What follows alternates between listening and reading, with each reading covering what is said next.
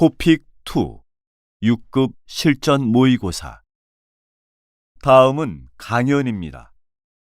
잘 듣고 물음에 답하십시오. 2번 읽겠습니다. 여러분, 결혼하다와 같은 의미로 장가들다와 시집가다라는 어휘가 있습니다. 남자는 장가든다라고 말하고 여자는 시집간다라고 말합니다. 그럼 장가들다와 시집가다라는 말의 어원은 무엇일까요? 이 어휘들 속에는 과거 한국의 결혼 풍습이 그대로 담겨 있습니다. 장가들다는 남자가 결혼하여 여자의 집으로 들어가서 살았다는 의미입니다. 당시 남자는 결혼을 하게 되면 신부 집에서 살면서 일을 해주다가 첫 아이를 낳으면 독립해서 나왔습니다. 그래서 신랑이 장인 장모의 집에 들어가서 산다고 하여 장가들다라는 표현을 사용했던 것입니다. 그러다가 17세기 후반 남성 중심 체제가 강화되면서 장가들다가 시집가다로 바뀌게 됩니다.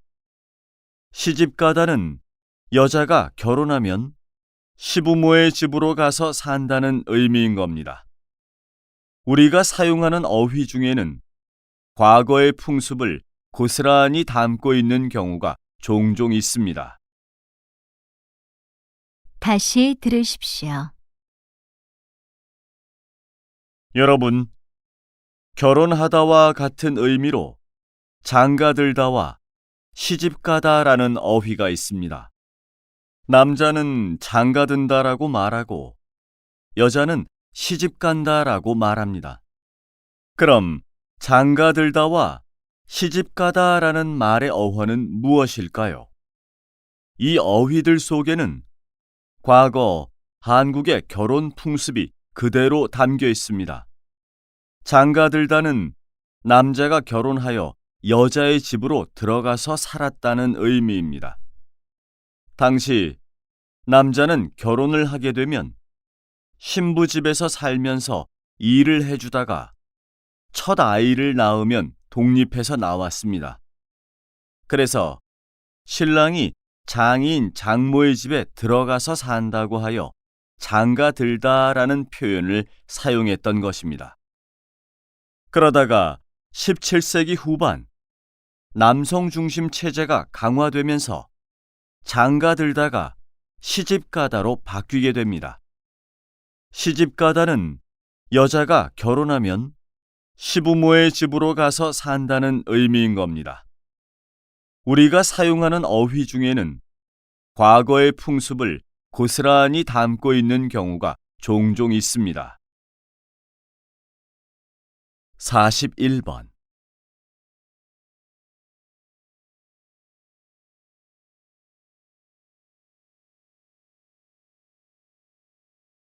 42번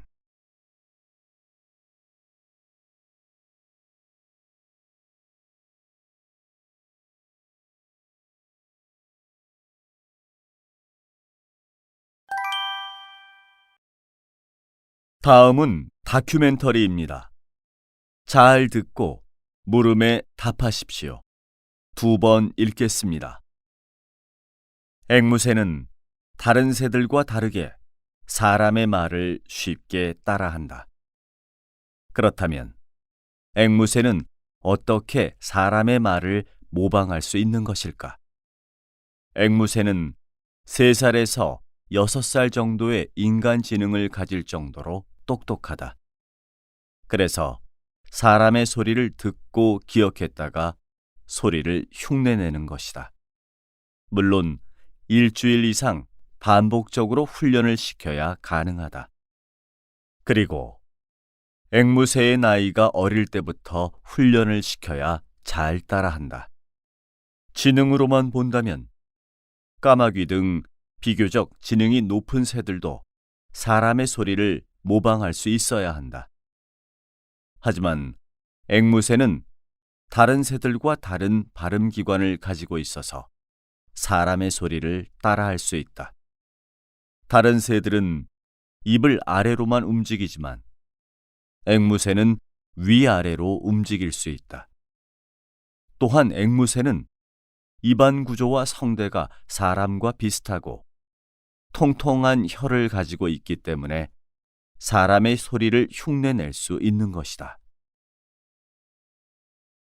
다시 들으십시오.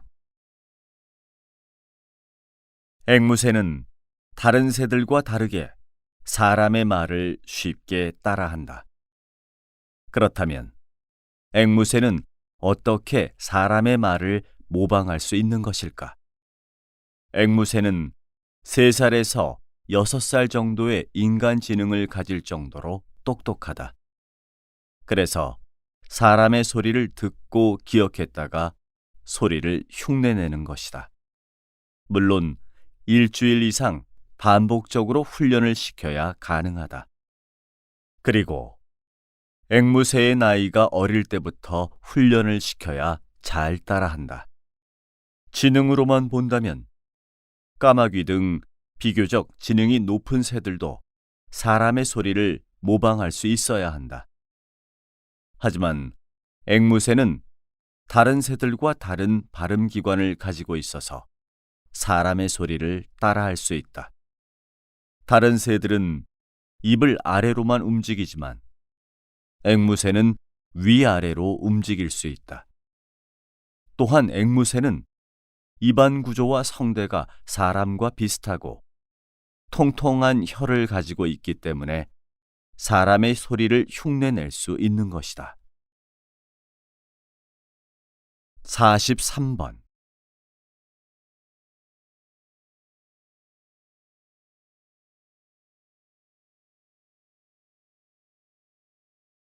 44번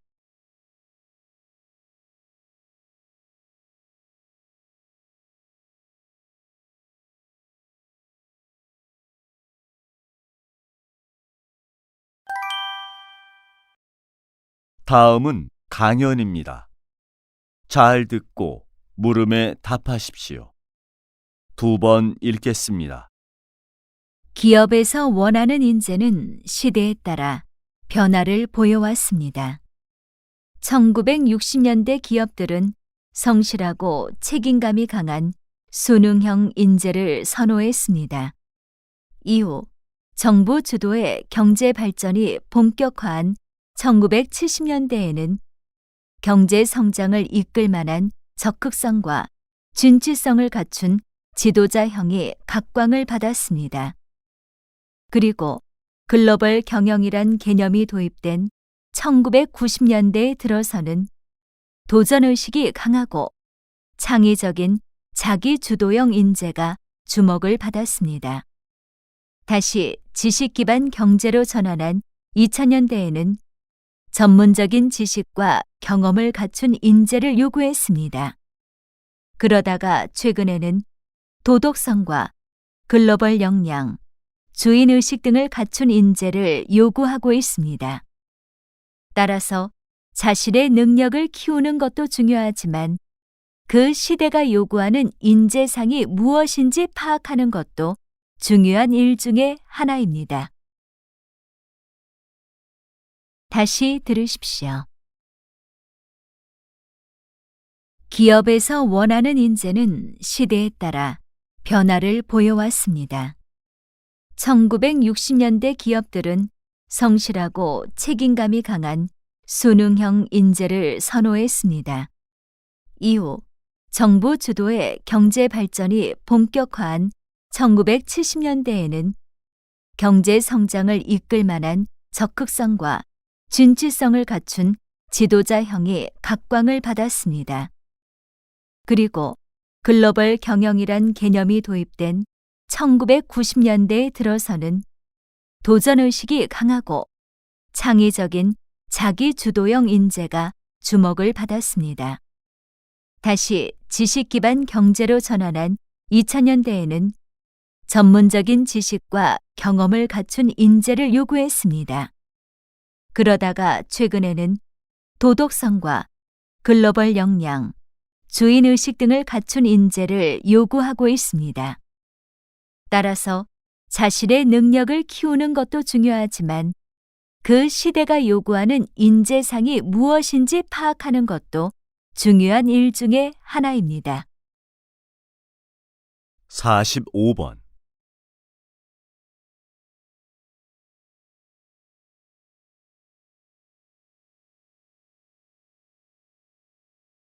46번.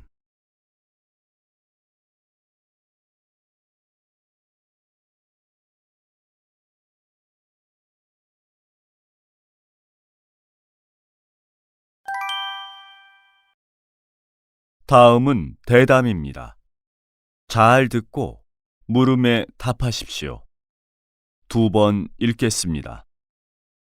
전기차의 보급은 세계적인 흐름인데요. 최근 수소 전기차가 주목을 받고 있습니다. 수소 전기차가 무엇인지 설명해 주시겠습니까? 네. 수소 전기차는 전기차와 같이 화석 연료를 사용하지 않는 무공해 차량입니다.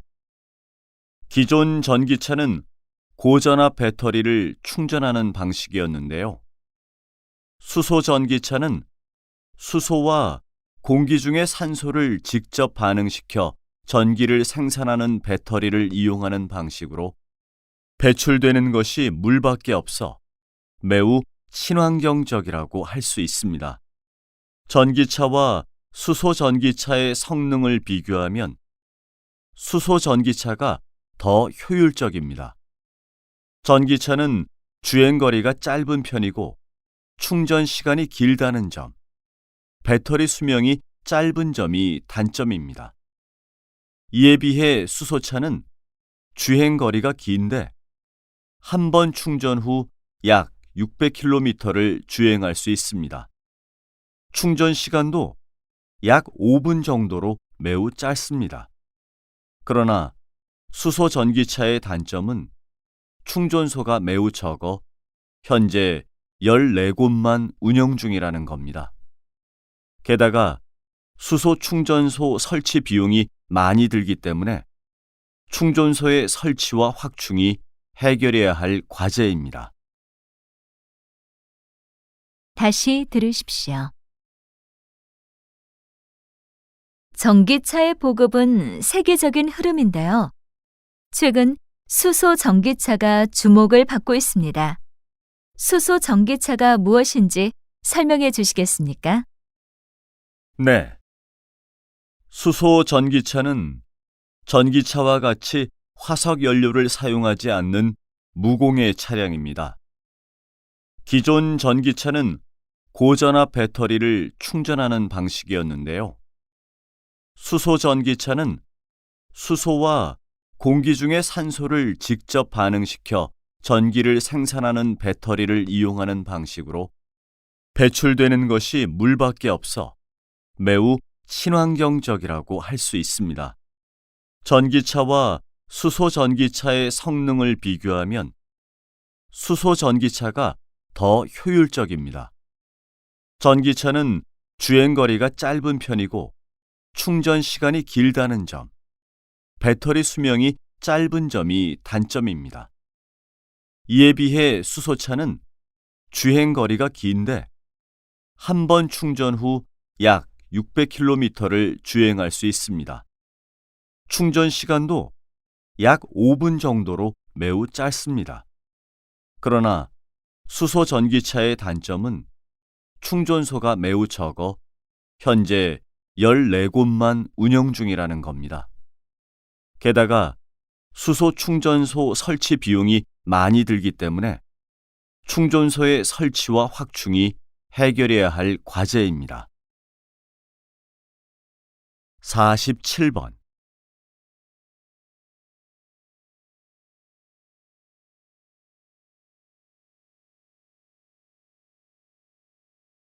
48번.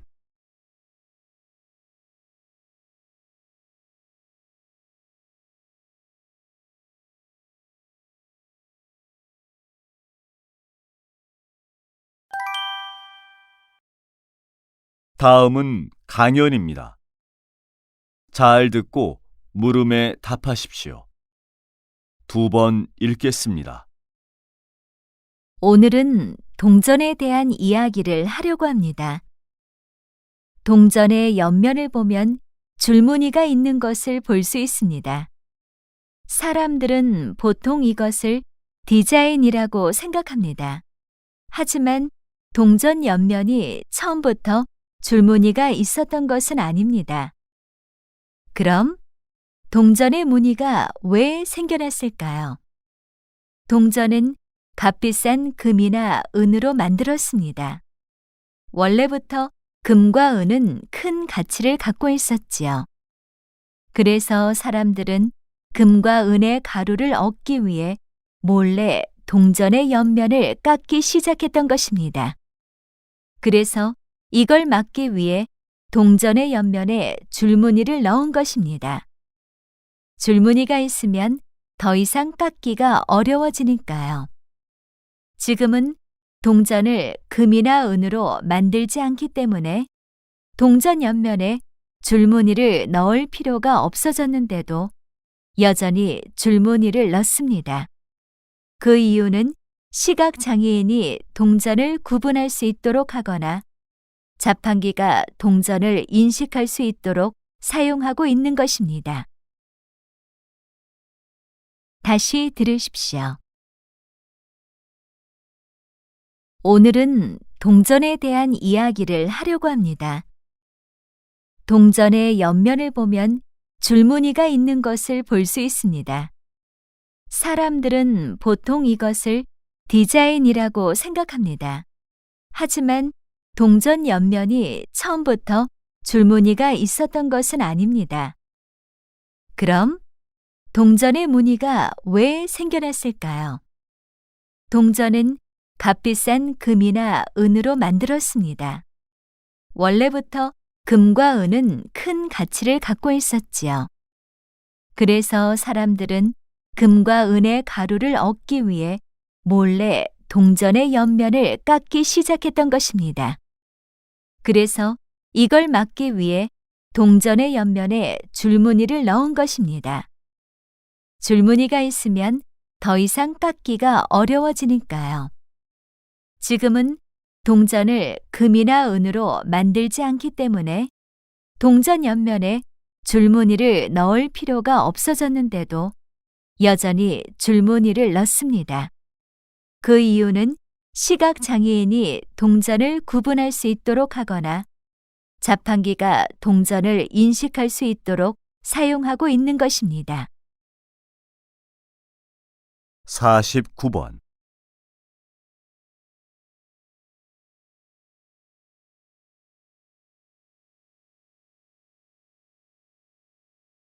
50번